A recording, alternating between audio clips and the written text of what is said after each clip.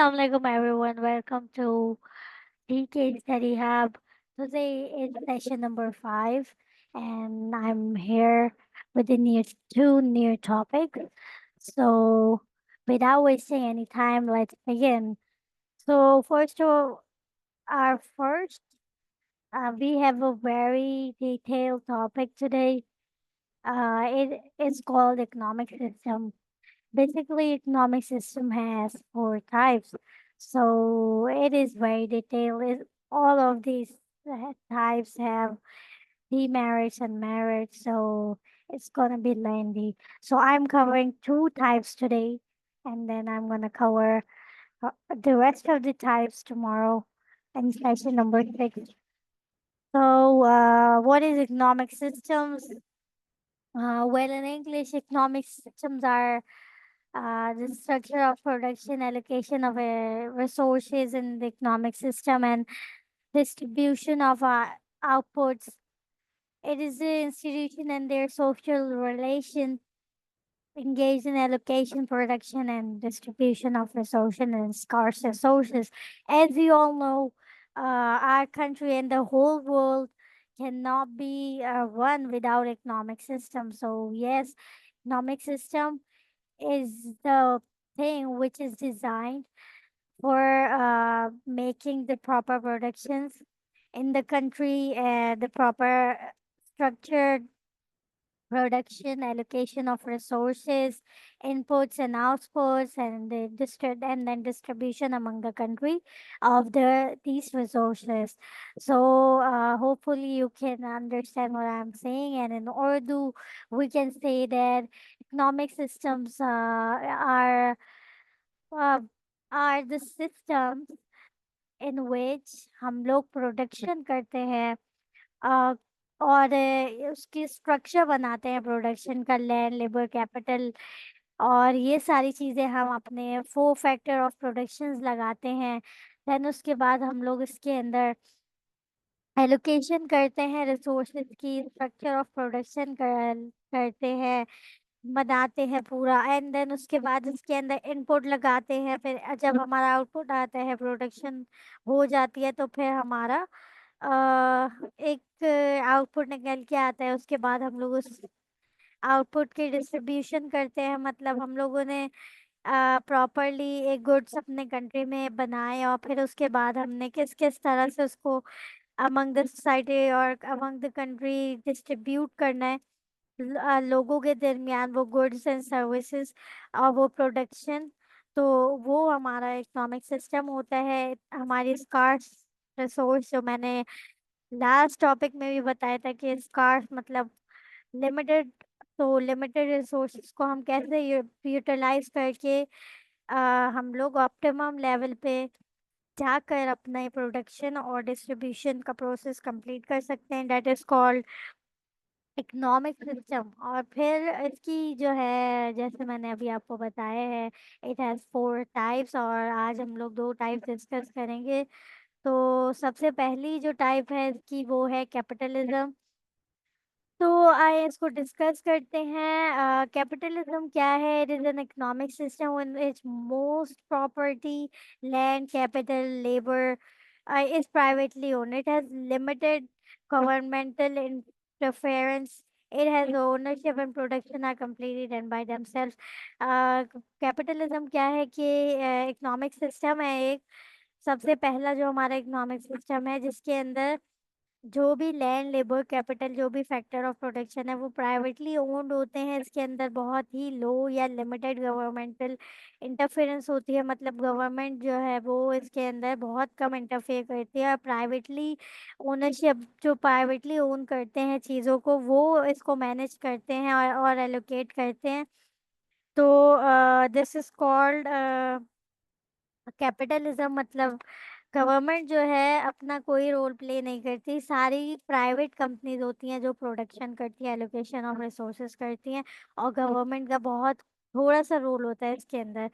तो ऐसी ओनरशिप या ऐसे इकोनॉमिक सिस्टम को हम कैपिटलिज्म कहेंगे, जो प्राइवेटली ओन हो और इसके अंदर गवर्नमेंट इंटरफेरेंस बहुत कम हद तक हो, और इस हद तक हो कि हमारी जो रूल्स एंड रेगुलेशंस हैं, और हमारे कंपनी को जो फॉलो करने हैं वो सिर्फ गवर्नमेंट इम्प्लीमेंट करे, बाकी सारी चीज़ें हमारी वो पर्टिकुलर प्राइवेट कंपनी प्रोडक्शन वगैरह करे, उसको हम कैपिटलिज्म कहते हैं। और इसके बाद इसके मेरिट्स क्या क्या है, मेरिट्स ऑफ कैपिटलिज्म। तो ये यहाँ पे ये इसकी कैपिटलिज्म की हेडिंग है, तो एग्जाम पॉइंट ऑफ व्यू से भी आपको इस तरह ही लिखना है। देन इसकी वो जो मेरिट्स एंड डीमेरिट्स हैं वो हम लोग देख लेते हैं कि क्या क्या है, मेरिट्स क्या क्या है कैपिटलिज्म के। तो merits of capitalism, it works automatically, मतलब ये इसके अंदर किसी फोर्स की या एक गवर्नमेंट की ज़रूरत नहीं है। इसका मैकेनिज्म जो है वो खुद ही ऑटोमेटिकली वर्क करता है, एक प्राइस मैकेनिज्म का सिस्टम है। जैसे हमने ऊपर पढ़ा था law of demand and supply, उसकी तरह ये काम करता है। जितनी ज़्यादा डिमांड होती है उस तरह से प्राइवेटली ओनर जो और प्राइवेटली ओन्ड कंपनीज होती है इस सिस्टम में, तो वो सारी कंपनीज उस डिमांड को देख के अपने प्राइस मैकेनिज्म सेट करती हैं, और ऑटोमेटिकली हमारी डिमांड की वजह से हमारी प्रोडक्शन भी उसी लिहाज से होती है, और हमारा ऑटोमेटिकली सिस्टम चलता रहता है। व्हेनेवर सम डिस्टरबेंस, कोई भी डिस्टरबेंस हो, ये इकोनॉमी चलती रहती है ऑटोमेटिकली और रेक्टिफाई होता रहता है प्राइस के चेंज होने से। जैसे हमने वो लॉ ऑफ डिमांड में पढ़ा था किस तरह से ये डिमांड अप डाउन हो रही है, ये वाला सारा सिस्टम इसके अंदर होता है। और सेंट्रल अथॉरिटी की प्लानिंग की और वर्किंग की ज़रूरत नहीं होती है, एक इसकी प्राइस मैकेनिज्म डिवाइस होती है, उससे ये खुद ही ये हमारा मैनेज होता रहता है। ये इसका फर्स्ट मेरिट है या फर्स्ट एडवांटेज है। सेकंड क्या है, optimum utilisation of limited resources या स्कार्स रिसोर्सेज, जो हम लोग ऑप्टिमम कहते हैं। बिल्कुल ज़्यादा से ज़्यादा, अगर इसको लिटरल मीनिंग में बोले तो ज़्यादा से ज़्यादा utilisation of limited productive resources. तो ऑप्टिमम लेवल पे जाके हमारी प्रोडक्शन होती है हमारे स्कार्स रिसोर्सेज या लिमिटेड रिसोर्सेज की। तो since cut through competition competition बड़ा ही इसमें खतरनाक किस्म का होता है, और बहुत सारी प्राइवेटली कंपनीज है, जैसे हमने मोस्ट यूजुअली देखा होगा पाकिस्तान में, उसके अंदर बहुत सारी प्राइवेट कंपनीज हैं, और वो प्रोडक्शन कर रही होती हैं गुड्स एंड सर्विसेज की। तो उसके अंदर बहुत ही ज़्यादा कंपटीशन होता है, और एक एक जैसी चीज़ बहुत डिफरेंट किस्म के ब्रांड्स, हर वही चीज़ हर ब्रांड ने प्रोड्यूस करके रखी होती है। जैसे हम एग्जांपल ले लें, अगर सोप की या फिर शैम्पू की या फिर कोई भी ऐसी चिप्स की, तो हर उसकी ऑल्टरनेट या कोई ऑल्टरनेट हमारी प्राइवेटली कंपनी अवेलेबल होती है, कि अगर हम एक कंपनी को वो और दूसरी कंपनी का प्रोडक्ट ले लें एक कंपनी को छोड़ के, तो हमारे पास बहुत सारे ऑल्टरनेट्स होते हैं कि हम एक चीज़ को छोड़ के दूसरे ऑल्टरनेट की चीज़ परचेज कर लें। जैसे अगर सोप्स की बात करें और ब्यूटी सोप्स की बात करें, तो लक्स हो गया, और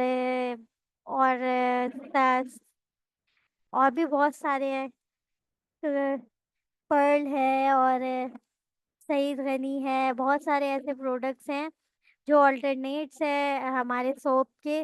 तो अगर हम वो वाला स्पेसिफिकली लक्स नहीं लेना चाहते, तो हमारे पास और भी अल्टरनेट्स है। तो बड़ा कट थ्रोट कंपटीशन होता है इसके अंदर, और कंपनी जो है वो एक जैसी प्रोडक्ट बनाती हैं, लेकिन उसके अंदर ऐसा कंपटीशन होता है कि बहुत ही अच्छी लिमिटेड रिसोर्सेज के साथ बहुत बेस्ट और अच्छे प्रोडक्ट्स बनाते हैं, ताकि उनकी ज़्यादा मार्केट के अंदर डिमांड बढ़े।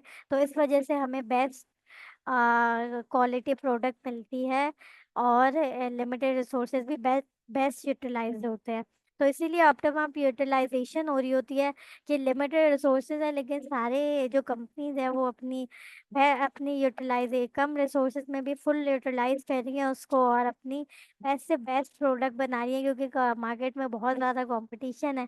तो वो अपने प्रोडक्ट ब्यूटी सोप या फिर हमारी ब्यूटी क्रीम या फाउंडेशन या जो भी है, वो हर किस्म की ब्रांड्स के अंदर अवेलेबल होते हैं। और वो भी ऑल्टरनेट्स अगर हम ले, तो वो भी बहुत अच्छे किस्म के होते हैं, कि हम ये नहीं कहते कि ये बुरी क्वालिटी का है दूसरा वाला अच्छी क्वालिटी का है। सारी अच्छी क्वालिटी की प्रोडक्ट्स होती हैं।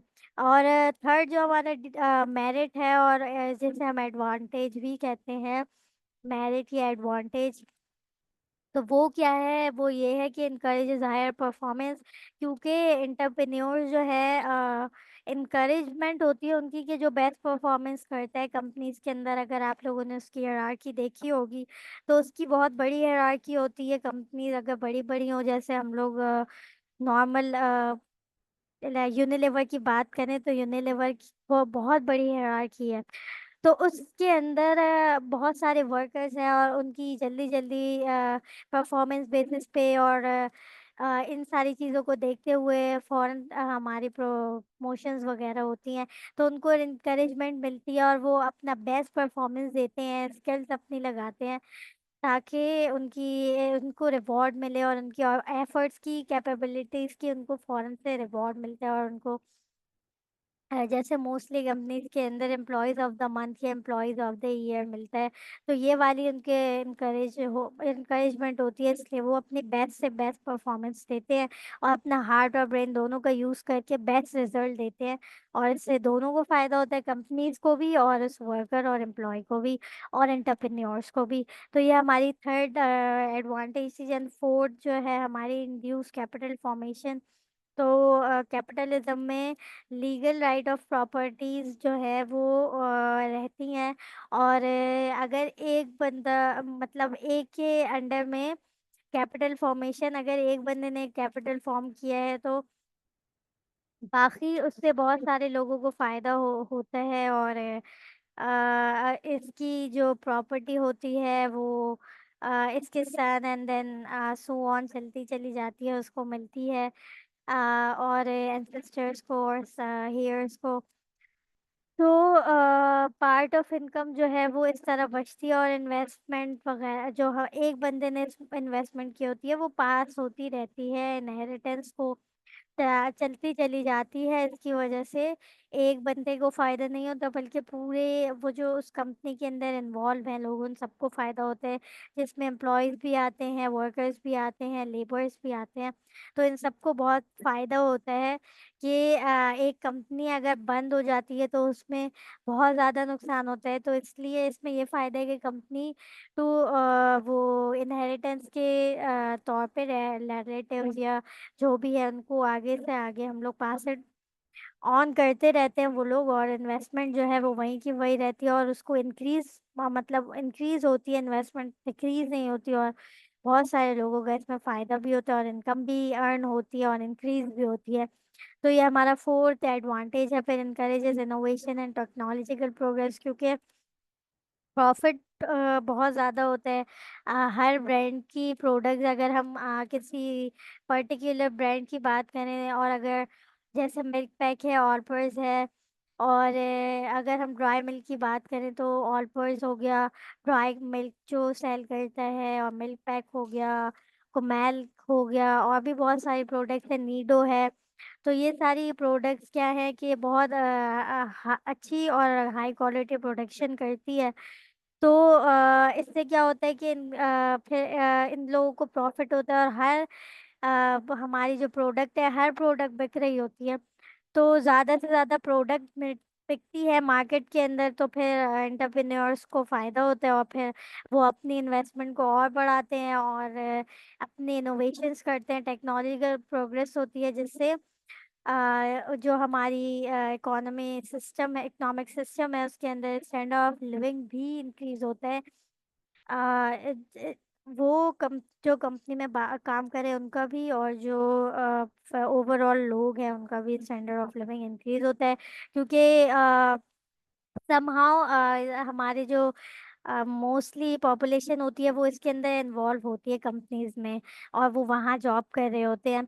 तो इस तरह जो है इनोवेशन से और टेक्नोलॉजी प्रोग्रेस से हमारी स्टैंडर्ड ऑफ लिविंग भी इंक्रीज होती है। फिर हमारी सिक्स जो एडवांटेज है कैपिटलिज्म की, वो ये है कि कंड्यूसिव टू इकोनॉमिक डेवलपमेंट, इससे इकोनॉमिक डेवलपमेंट भी होती है। कैपिटलिज्म में क्या होता है, rich variety and abundant supply of quality quantity goods and services due to standard of living as rises. जैसे हमने ऊपर भी डिस्कस किया था कि सपोर्टर ऑफ कैपिटलिज्म ये कहते हैं कि रिच वैरायटी है और हमारे पास बहुत सारा सप्लाई ऑफ गुड्स होती हैं, क्योंकि मतलब हम लोग अबंडेंट कहते हैं बहुत सारे को, प्लेंटीफुल को। तो बहुत सारी हमारे पास गुड्स होती हैं, तो हम लोग उसको ज़्यादा से ज़्यादा हम लोग आगे डिस्ट्रीब्यूट करते हैं, जिससे हमारे स्टैंडर्ड ऑफ लिविंग भी बढ़ता है, क्योंकि हमें क्वालिटी गुड्स यूज़ कर रहे होते हैं। तो बड़ा ही हमारा सिस्टम जो है अच्छा चल जाता है। और उसके बाद क्या है, लास्ट हमारा मेरिट जो है वो ये है कि हमारी साउंड एंड स्ट्रॉन्ग हमारी इकोनॉमी हो जाती है। और इकोनॉमी, हमारे जो इकोनॉमिक सिस्टम है वो बड़ा साउंड एंड स्ट्रॉन्ग होता है, और वो क्राइसिस को ओवरटेक कर लेता है। और बड़ा ही अभी तक जो देखा गया है वो, मतलब जो इसके इकोनॉमिक सिस्टम के जो कैपिटलिज्म के सपोर्टर्स हैं वो ये कहते हैं कि क्राइसिस वगैरह को ये इजीली ओवरटेक कर लेता है ये सिस्टम, और सब सक्सेसफुली जो है साउंडनेस और टफनेस को आराम से इसको ओवरटेक कर लेता है। तो ये हमारा लास्ट मेरिट था कैपिटलिज्म का। उसके बाद हम लोग इसके पहले डीमेरिट्स देख लेते हैं, फिर हम सोशलिज्म की तरफ आएंगे। तो डीमेरिट्स ऑफ कैपिटलिज्म क्या है, क्लास कॉन्फ्लिक्ट्स एंड एक्सप्लॉयटेशन है। क्लास कॉन्फ्लिक्ट हो सकता है कि जो रिचर पीपल बिकम रिच, तो ये वाली बड़ी ही इसके अंदर एक खतरनाक चीज़ है कि जो कंपनीज के ओनर्स वगैरह होते हैं, जो रिच लोग होते हैं वो, अमीर लोग अमीर होते रहते हैं और गरीब लोग गरीब होते रहते हैं, क्योंकि एक्सप्लॉयटेशन बहुत होती है। एक्सप्लॉयटेशन का क्या मतलब है कि वो अपनी मर्जी से प्राइजेस लगाते हैं। और जो वर्किंग क्लास हमारे लोग होते हैं, उनकी डिज़ायर होती है कि वो मोर वेजेस के साथ कम वर्किंग आवर्स हो, लेकिन ये सिस्टम के अगेंस्ट होता है। तो इस तरह से नहीं होता, और फिर हमारी जो प्राइजेस हैं वो बहुत हाई होती हैं। तो जो नॉर्मल मिडिल क्लास जो हमारी वो होती है, मिडिल क्लास हमारी सोसाइटी के लोग होते हैं, उन वो बड़ा इसके अंदर स्ट्रगल करते हैं, और उनको प्राइजेस वगैरह और उसकी वजह से बहुत ज़्यादा फेस करना पड़ता है। हाई प्राइस होती है और कंज्यूमर रेस्ट्रिक्शन होती है कि आपने इतने ही प्राइस पे करना है। तो सोसाइटी डिवाइड हो जाती है higher higher class and middle class and lower class से। तो ये बड़ा ही एक बुरा इसका डीमेरिट है। अगर आप लोग चाहे तो इसकी दो हेडिंग्स भी बना सकते हैं, मैंने एक मिला के लिख लिया। और एक्सप्लेनेशन भी होता है इसके अंदर के, मतलब हमारी जो वो प्राइजेस वगैरह हैं वो अपनी मर्जी से हाई और लो कर रहे होते हैं। तो हमारा कोई इसमें, क्योंकि गवर्नमेंट का इसके अंदर कोई इतना खास रोल नहीं होता, तो वो अपनी मर्जी से प्राइजेस वगैरह हाई करते हैं, जिसकी वजह से लोगों को फेस करना पड़ता है और प्रॉब्लम फेस करना पड़ता है। जो हमारा सेकंड डीमेरिट है वो क्या है, इम्प्रॉपर यूटिलाइजेशन ऑफ रिसोर्सेज। मतलब प्रॉपरली यूटिलाइज क्यों नहीं करते, ये भी हम देख लेते हैं कि नेचुरल रिसोर्स जो हमारी है वैसे ही स्कार्स रिसोर्स होती है। फिर हमारी रिसोर्स जो प्रोडक्शन में यूज़ होती है, लग्जरी गुड्स में यूज़ हो रही होती है, और अमीर या रिच पीपल के लिए यूज़ हो रही होती है।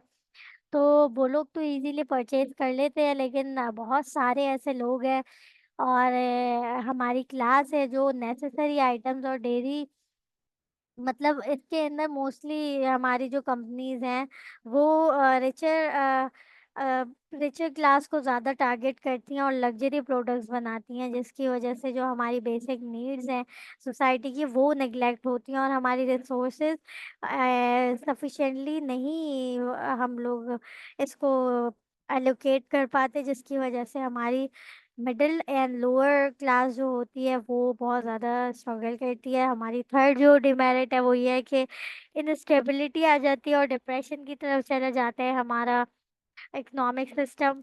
उसके अंदर ऐसा क्यों होता है कि ओवर प्रोडक्शन ऑफ गुड्स होती है, क्योंकि कंपटीशन बहुत होता है। तो एक कंपनी एक ही गुड बहुत ज़्यादा क्वांटिटी में बना रही है हर हर जो कंपनी है वो उस प्रोडक्ट को बहुत ज़्यादा क्वांटिटी में बना रही है, जिससे वेस्ट ऑफ हमारा रॉ मटेरियल बहुत होते हैं। और इसकी वजह से हमारी इकोनॉमिक इनस्टेबिलिटी आ जाती है, और हमारे जो वर्कर्स हैं वो डिप्रेशन की तरफ चले जाते हैं, और हमारी वर्कर्स जो हैं वो अनएम्प्लॉयड भी हो जाते हैं। और क्योंकि बहुत कंपनी, अगर कुछ कंपनीज जो हैं वो बहुत ज़्यादा मतलब ना नो प्रॉफिट नो लॉस वाले एरिया के अंदर चल रही होती हैं, तो वो बहुत सारे लोगों को, वर्कर्स को निकाल देते हैं, अनएम्प्लॉयड कर देते हैं, तो इसकी वजह से डिप्रेशन आ जाता है। क्योंकि डिप्रेशन हमने ट्रेड साइकिल अगर आगे पढ़े इंशाल्लाह पढ़ेंगे तो उसके अंदर हम लोग ये वाला पढ़ेंगे कि जो डिप्रेशन फेज होता है उसके अंदर हम लोगों को बहुत सारी चीज़ें फेस करनी पड़ती हैं। तो जब कंपनी डिप्रेशन फेज में चली जाती है तो उसके अंदर इम्बैलेंस हो जाती हैं हमारी सारी चीज़ें, और इकोनॉमिक इंस्टेबिलिटी आ जाती है, और demands of goods and services जो है वो एक्चुअल डिमांड से ज़्यादा गुड्स एंड सर्विसेज प्रोड्यूस कर रहे होते हैं हम लोग, तो हमारी इकोनॉमी जो है वो डिप्रेशन की तरफ चली जाती है। फिर वेस्टफुल कंपटीशन होता है, मतलब ज़्यादा जो हमारे बिजनेसमैन हैं वो ज़्यादा उनके कंपटीशन बड़े कट थ्रोट होता है। इसकी वजह से ह्यूज यूटिलाइजेशन, हमारी जो resources huge utilisation of resources है वो हमारी एडवर्टाइजमेंट एंड सेल्समैनशिप में लगा देते हैं, जिससे हमारी वेस्ट हो रहा होता है हमारा नेशनल रिसोर्सेज। और काफ़ी ज़्यादा वेस्ट होती है इस कंपटीशन की वजह से। एडवर्टाइजमेंट में कुछ ज़्यादा ही हाँ, वो ये हमारे रिसोर्सेज यूज़ होती हैं, जिसकी वजह से हमारा जो है वो रिसोर्सेज ज़ाया हो रही होती है या वेस्ट हो रही होती हैं। तो मैंने ये सिर्फ 4 लिखे हैं, आप लोग चाहे तो ये जैसे एंड करके जो मैंने लिखा है, तो ये 2 हेडिंग्स बना सकते हैं, मैंने एक ही बना दिया, आप लोग 2 करके भी लिख सकते हैं, तो ये 6 हो जाएंगी। और वैसे अगर एग्जाम में देखा जाए तो वो करेक्टरिस्टिक्स पूछते हैं, और करेक्टरिस्टिक्स में अब दोनों लिखने होते हैं, मेरिट्स एंड डीमेरिट्स। तो आप अगर 8 हेडिंग्स बनानी है तो इस तरह आप लोग 4 मेरिट्स लिखने और 4 डीमेरिट्स, तो आप लोगों का बिल्कुल बैलेंस कैपिटलिज्म का हो जाएगा। अच्छा, तो हमारा लास्ट टॉपिक है सोशलिज्म। सोशलिज्म क्या होता है? It is an economic system in which most of the major factors of production are owned by state privately. Property rights are strictly limited to small tools and individual needs for its occupation. ये totally replica है capitalism का। है capitalism में क्या हो रहा था कि प्राइवेटली ओनरशिप हो रही थी, और इसमें क्या हो रहा है, उसमें गवर्नमेंट इंटरफेरेंस बिल्कुल नहीं था, और इसमें क्या हो रहा है कि गवर्नमेंट ही पूरा कंट्रोल कर रही है, और प्राइवेटली ओनरशिप बहुत ही कम है या ना होने के बराबर होता है। तो होपफुली आप लोगों को सोशलिज्म इजीली समझ आ गया होगा कि सोशलिज्म क्या है। अच्छा, मेरिट्स क्या क्या है सोशलिज्म के, वो देख लेते हैं। तो मेरिट्स सबसे पहले जो है optimum allocation of production resources. तो हमारी मैक्स लेवल पे हमारी एलोकेशन हो रही होती है प्रोडक्शन रिसोर्सेज की।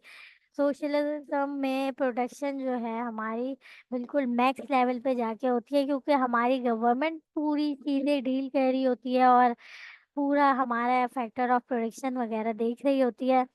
तो इसके अंदर वो प्रॉपरली एलोकेट करती है रिसोर्सेज, और इसके अंदर सोशल वेलफेयर का एलिमेंट इसलिए ज़्यादा होता है क्योंकि गवर्नमेंट सबको एक साथ लेके चलती है। वहाँ पे एक्सप्लॉइटेशन इसलिए हो रहा था कि क्योंकि वो प्राइवेटली ओन कंपनीज थी, तो वो लोग जो हैं सोशल वेलफेयर का बिल्कुल नहीं देखते थे, अपनी मर्जी से प्राइजेस बढ़ाते या कम करते थे। लेकिन क्योंकि ये गवर्नमेंट की अंडर में आती है, तो ये सोशल वेलफेयर को एम करते हैं, और उसके मुताबिक प्राइसेस भी बहुत ही लो होती हैं।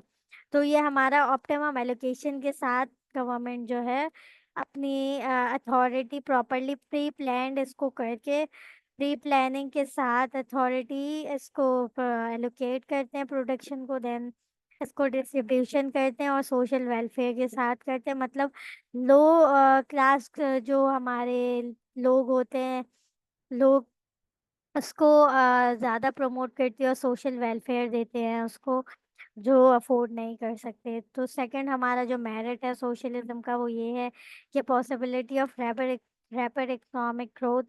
ऐसा क्यों है कि in socialism task of promoting economic growth and assigned to planning authority which uses to productive resources in most effective potential manner has planning and the functions are work according to the pre-planned program। जैसा अभी मैंने ऊपर भी आपको define किया कि pre planned एक authority होती है, वो पूरा प्लान करती है इकोनॉमिक सिस्टम और उसके बाद फिर उसको एलोकेट करती है प्रॉपरली। तो प्रॉपर जब एक चीज़ प्री प्लान मैनर में होती है और पोटेंशियली हम लोग उस पे एफर्ट लगाते हैं तो वो बड़ा ही अच्छी और रैपिड ग्रोथ होती है इकोनॉमी की।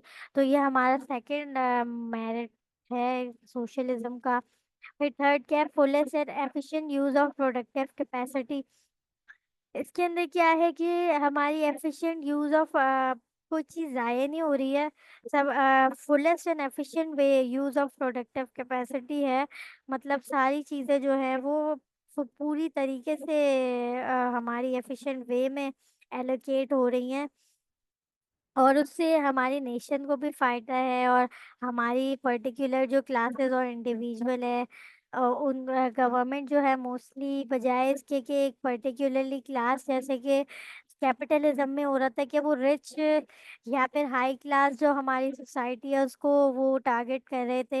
यहाँ पे पर्टिकुलरली किसी क्लास या इंडिविजुअल को टारगेट नहीं कर रहे, बल्कि ओवरऑल पूरी सोसाइटी को देख रही है गवर्नमेंट और उसके मुताबिक हमारे ओवरऑल नेशन के अंदर जो भी प्रोडक्शन है वो एक साथ एक कांस्टेंट प्राइस के साथ दे रहे हैं और लेस कंपटीशन की वजह से कोई भी प्रोडक्टिव कैपेसिटी फालतू या वेस्ट नहीं हो रही है, बल्कि सब सारी चीज़ें प्रॉपरली एलोकेट हो रही हैं। तो ये होपफुली ये वाली हेडिंग भी आप लोगों को इजीली समझ आ गई होगी। देन फोर्थ सब हेडिंग क्या है हमारी है, अबॉलिशन ऑफ प्राइवेट एंटरप्राइज।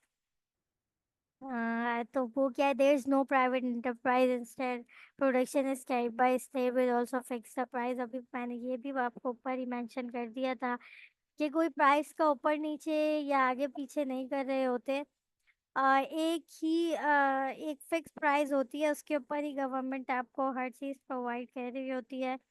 तो इसलिए हमें कोई इसमें प्रॉब्लम नहीं फेस करनी होती। एबो एबॉलिटेशन का मतलब होता है खात्मा। तो तो ऐसा कोई भी नहीं है इसके अंदर मतलब बिल्कुल ही इसको रिमूव कर देते हैं, रिमूव करना खात्मा करना। तो प्राइवेट एंटरप्राइज को रिमूव कर देते हैं, no private enterprise instead of production is carried by state. तो which also fixes price of the finish goods are fix. तो इस कंज्यूमर जो है वो फ्री चॉइस होती है कि गुड्स आप आराम से मार्केट के अंदर जाके परचेज कर सकते हैं फिक्स प्राइसेस पे।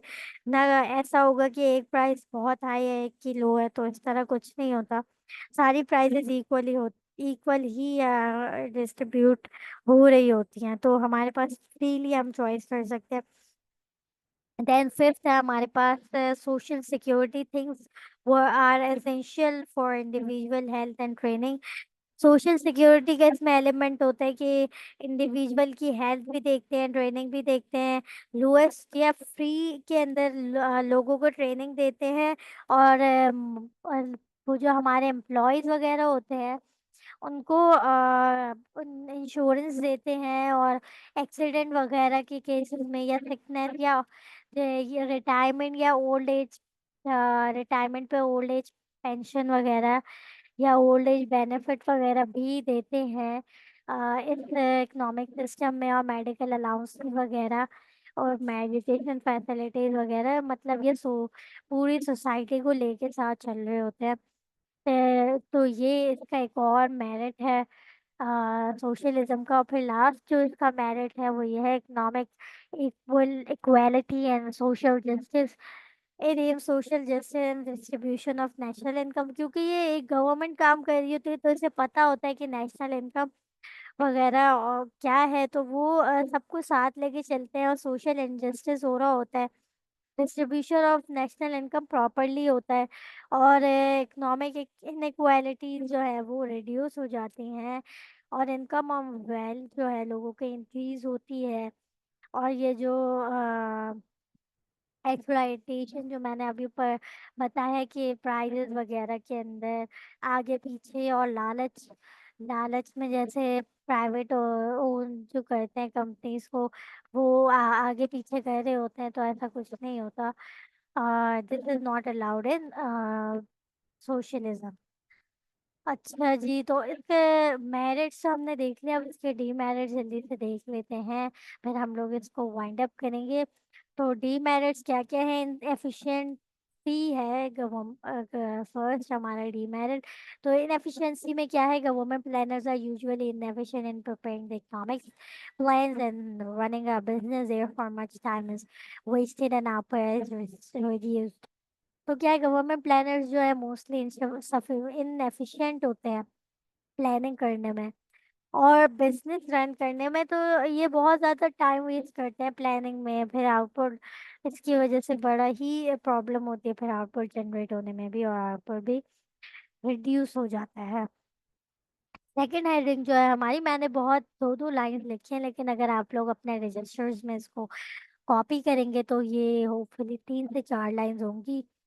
तो ये एक इनफ होगा, क्योंकि वैसे ही हम लोग अगर एक लॉन्ग क्वेश्चन लिख रहे हैं तो उसमें इतना ज़्यादा क्योंकि नहीं लिखना, क्योंकि टाइम भी बहुत शॉर्ट होता है। तो हम अगर कम लिखे लेकिन टू द पॉइंट बात लिखेंगे तो वो ज़्यादा बेटर होगा, इंस्टेड ऑफ कि आप पूरे पूरे पैराग्राफ्स लिख रहे हैं और उसके अंदर बात कोई फजूल सी लिख रहे हैं। तो इसलिए 2 4 से 5 लाइन अगर ये आपकी बन जाएंगी तो इनफ होगा एग्जामिनेशन पॉइंट ऑफ व्यू से। अच्छा जी, देन हमारी सेकंड हेडिंग है motivation and lack of incentive. Since there is no private profit motive, they don't take much interest in the production activity, the creative work becomes possible, क्योंकि इसके अंदर एक constant सीधा सीधा इंसान चल रहा होता है। क्योंकि वर्कर की प्रमोशन हमने देखा होगा गवर्नमेंट में, गवर्नमेंट एम्प्लॉयज़ की प्रमोशंस वगैरह बहुत ही मुश्किल से होती हैं, और एक फिक्स प्राइस और एक फिक्स चीज़ की वजह से ना प्रॉफिट हो रहा होता है ना लॉस हो रहा होता है। तो जो है इसके अंदर ये कोई हमारे एम्प्लॉयज़ को एक इनकरेजमेंट नहीं मिलती कि वो बड़े ही अपने फुल पोटेंशियल के साथ काम करे। तो वो लोग जो है फिर लो इंटरेस्ट के साथ काम करते हैं, और ना क्रिएटिविटी होती है ना कुछ, एक स्लो पेस पे एक जैसी प्रोडक्शन हो रही होती है। तो ये इसका एक सेकंड डीमेरिट है।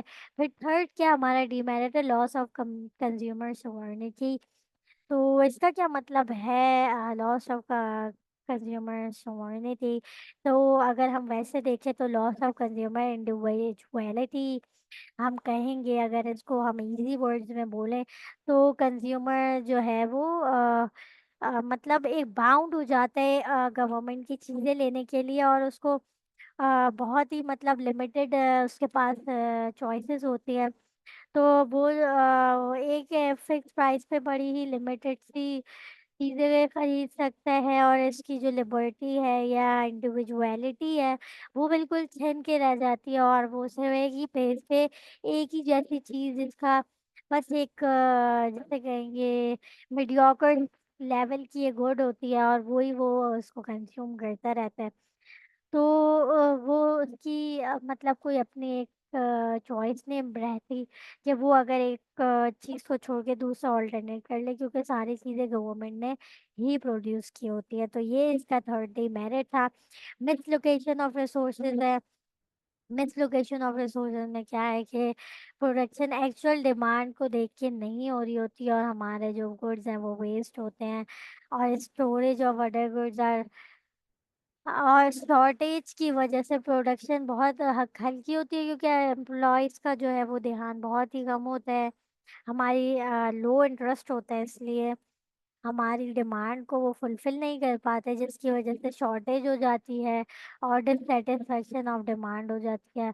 और हमारा थर्ड, गवर्नमेंट यूटिलाइज नहीं कर पाती मैक्सिमम अपनी ऑप्टिमम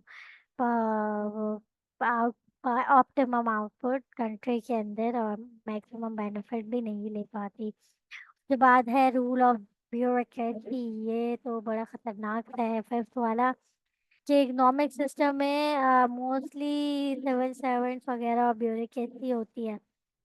तो वही लोग इसको रन कर रहे होता है। हमने देखा होगा कि ब्यूरोक्रेसी के अंदर कोई भी सोर्स के ऊपर आ जाता है, तो इसकी वजह से क्या होता है कि इनएफिशिएंट वर्कर्स होते हैं, अनस्किल्ड होते हैं, उनको प्रॉपरली मशीनरी वगैरह यूज नहीं करनी आती है, अनस्किल्ड होते हैं, ना क्वालिफाइड होते हैं प्रॉपरली। इसकी वजह से हमारी बड़ा ही एक खतरनाक सी इकोनॉमिक सिस्टम बन जाता है और बड़ा ही मुश्किल हो जाता है कंट्रोल करना हमारी इकोनॉमी को और हमारी प्रोडक्शन को। तो अगर वैसे मोस्टली बहुत कम कंट्रीज में ऐसा होता होगा कि हाँ, बहुत ही हाईली स्किल्ड और एक्स्ट्रा ऑर्डिनरी और क्वालिफाइड और लॉयल हमारे सिविल सर्वेंट जो है वो अ, उसके अंदर अपॉइंट हो हमारी इकोनॉमिक सिस्टम में और प्रोडक्शन के अंदर वो प्रॉपर अपने एफिशिएंसी के साथ प्रोडक्शन करें। तो ये बहुत ही रेयर होता है और मोस्टली जो है इनएफिशिएंट वर्कर्स और ये अनस्किल्ड लोग ही होते हैं उसके अंदर, जिसकी वजह से ये एक अजीब सी हमारी इकोनॉमिक सिस्टम बन जाता है और लोग इसमें बहुत ज़्यादा फिर स्ट्रगल करते हैं जो हमारी कंट्री के लोग होते हैं। और हमारा जो ये क्वालिफाइड या स्किल्ड हमारी लेबर है वो इसके अंदर बहुत ही रेयर फिनोमेना है कि इसके अंदर हमारे स्किल्ड या क्वालिफाइड लोग आए और काम करें एफिशिएंटली। तो ये बड़ा ही रेयर फिनोमेना है, तो ऐसा होता नहीं है प्रैक्टिकली। और अनस्किल्ड और अपनी उसकी बेसिस पे अपने मुंह उठा के आ जाते हैं और कोई भी आके इसके अंदर अपॉइंट हो जाता है और अपने प्रोडक्शन कर रहा होता है अपने अंदाज से, और ना वो एफिशिएंट होता है ना स्किल्ड होता है। तो ये हमारा फिफ्थ डीमेरिट था। लास्ट हमारा जो हेडिंग है ना, last but not least, lost of person liberty. Liberty जाहिर है नाम से ही, अगर आपको नहीं, वैसे बीकॉम लेवल और ग्रेजुएशन लेवल पे आप लोगों को इंग्लिश थोड़ी इम्प्रूव करनी होगी और इनकी मीनिंग बड़ी मतलब कोई मुश्किल नहीं होते, तो वैसे मैं आपको डिफाइन कर देती हूँ, लेकिन आप लोग खुद भी इसको देखें और आप लोगों को इंग्लिश वगैरह को इम्प्रूव करना चाहिए। तो लिबर्टी का मीनिंग होता है, क्योंकि बहुत सारे जो लोग बच्चे हैं वो पूछ होते हैं इसका क्या मतलब है, उसका क्या मतलब है। तो दिस इज़ नॉट गुड। आप लोगों को अपनी इंग्लिश वगैरह इम्प्रूव करनी हो चाहिए और बुक्स वगैरह पढ़े या कुछ इस टाइप की रीडिंग अपनी स्किल्स और वोकेबलरी में आप लोग ज़रा इजाफा करें, वरना फिर काम नहीं चलेगा ऐसे आगे जाके प्रोफेशनल लाइन में। तो लास्ट बट नॉट लीस्ट जो हमारी हेडिंग है, लॉस्ट ऑफ पर्सन लिबर्टी। इसका क्या मतलब है? लिबर्टी का मतलब होती है आज़ादी या इंडिपेंडेंस। तो advocates of socialism claim that there is no unemployment. हमारे जो ओवरऑल हमारी गवर्नमेंट है, हम पाकिस्तान में भी देखते हैं कि सब ठीक है, एवरीथिंग इज गुड, और कंपनी के अंदर फुल बर्बादी हुई हुई होती है हमारी पूरे कंट्री में। तो ये हमारी गवर्नमेंट की पुरानी आदत है कि चाहे कंट्री में जो भी हो रहा हम कहते हैं everything is good, everything is perfectly fine. तो एडवोकेट्स की एक ये हैबिट होती है कि वो क्लेम करते हैं कि there is no unemployment, everything in socialism, in socialist state. But वो जो हमारे क्रिटिक्स हैं, और मोस्टली सारे हमारी पॉपुलेशन ही क्रिटिक्स है और टॉन्ट करती है हमारी गवर्नमेंट पे, तो वो ये कहते हैं कि अगर अनएम्प्लॉयमेंट की आप बात करते हैं कि सोशलिज्म में अगर there is no unemployment in socialism, तो ऐसा सिर्फ एक ही जगह पॉसिबल है, क्योंकि ऐसा कहीं हो ही नहीं सकता कि पूरे वर्ल्ड के अंदर ऐसा नहीं हो सकता कि 0% हमारी अनएम्प्लॉयमेंट हो। तो अगर वो क्लेम करते हैं कि हमारी नो अनएम्प्लॉयमेंट है, तो ऐसा जो हमारे क्रिटिक्स हैं वो टॉन्टली कहते हैं कि अगर इस तरह का अनएम्प्लॉयमेंट, नो अनएम्प्लॉयमेंट वाला बिहेवियर सिर्फ वो प्रिजन यानी जेल में या फिर कैद खाने में ही हो सकता है। क्योंकि नॉर्मली जो है अगर स्टेट को देखा जाए तो अनएम्प्लॉयमेंट पॉसिबल अनएम्प्लॉयमेंट होती है। और अगर बहुत अच्छा इकोनॉमिक सिस्टम चल रहा है तो कुछ परसेंट भी अनएम्प्लॉयमेंट हो चल रही होती है हमारे कंट्री में। तो ऐसा पॉसिबल ही नहीं है कि 0% हमारी अनएम्प्लॉयमेंट हो। तो हमारे जो क्रिटिक्स हैं वो यही कहते हैं कि हमारा जो सोशलिज्म है वो एक हमारे हम एक कैद खाने में या जेल में अब या प्रिजन के अंदर हम लोग रह रहे हैं। स्टेट हमारी प्रिजन में रह रही है। और लोग जो हैं वो कैदी या captives, people are living like captives या कैदियों की तरह लोग अपनी जिंदगी गुजारते हैं। और एम्प्लॉयमेंट एक पर्टिकुलरली गवर्नमेंट के अंदर एम्प्लॉय होके वो गवर्नमेंट के जो जैसा गवर्नमेंट कह करती है वो उसी तरह कह रहे होते हैं। चाहे वो कोई कम क्वालिटी की चीज़ ही हो वही वो यूज़ कर रहे होते हैं। तो इसके अंदर लिबर्टी बहुत ही कम होती है, पर्सनल लिबर्टी की धज्जियां उड़ जाती हैं।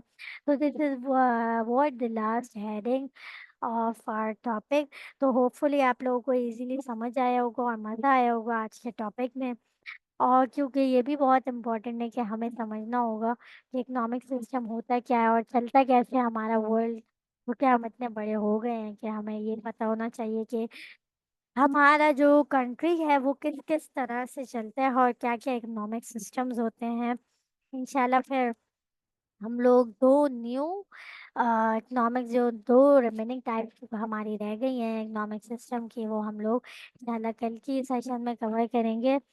तो होपफुली आप लोगों को आज का टॉपिक बहुत ही आसानी से समझ आया होगा। कोई भी क्यूरी हो तो मैं एज यूजुअल जैसे कहती हूँ तो आप लोग कमेंट सेक्शन में या फिर अभी क्लास के बाद मैं रिकॉर्डिंग के बाद आप लोगों से पूछ लूँगी। तो आप लोग वहाँ पूछ लीजिएगा। तो यहाँ हम लोग करते हैं वाइंड अप अपना सेशन। तब तक के लिए अपना बहुत ख्याल रखिएगा। इंशाल्लाह मिलते हैं फिर नेक्स्ट टॉपिक में आप नेक्स्ट सेशन में नेक्स्ट टॉपिक के साथ। जब तक के लिए ठीक है स्टडी हब से अल्लाह हाफिज।